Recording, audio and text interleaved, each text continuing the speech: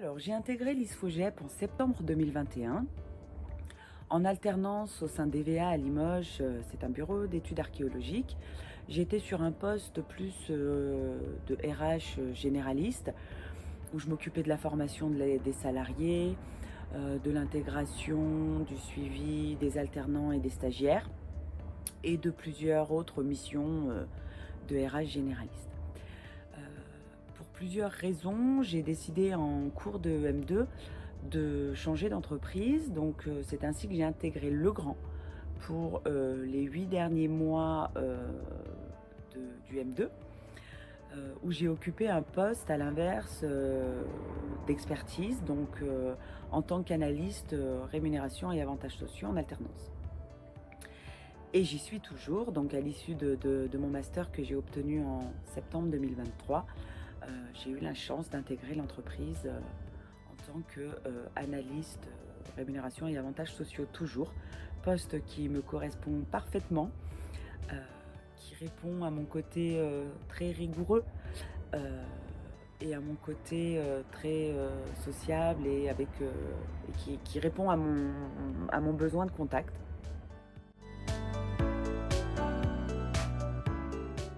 Donc deux compétences. La première, je dirais une compétence technique. J'ai une culture juridique bien ancrée. Disons que j'ai une appétence pour le droit en général très marquée et il manquait quand même à mon actif le droit du travail, très très important dans le domaine des ressources humaines. Donc j'ai pu développer cette compétence et au-delà d'avoir pu la développer, c'est vraiment quelque chose qui, comme je le disais tout à l'heure, me plaît énormément. Donc on a eu la chance d'avoir ces enseignements de la part de deux avocats, Maître Beckert et Maître Estrade.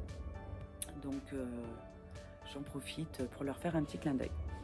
Voilà pour la compétence technique. Concernant la deuxième compétence, je dirais plus une compétence personnelle, la patience. Clairement la patience. Voilà, je suis quelqu'un de nature plutôt très énergique.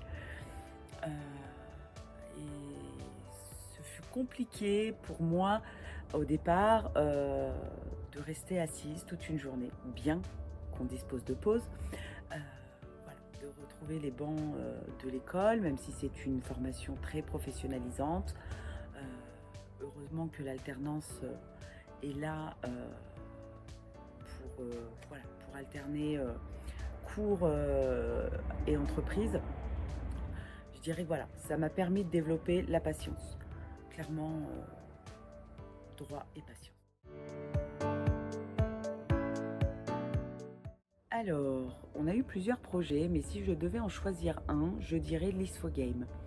L'ISFOGame donc, se passe en M2 sur toute une semaine. On est encadré par des intervenants pros, toujours. Parce que c'est le principe de l'ISFOGEP. Tous les enseignements que l'on a en cours sont effectués de la part de professionnels des RH, de tout horizon, toutes diverses entreprises, divers profils, mais ressources humaines.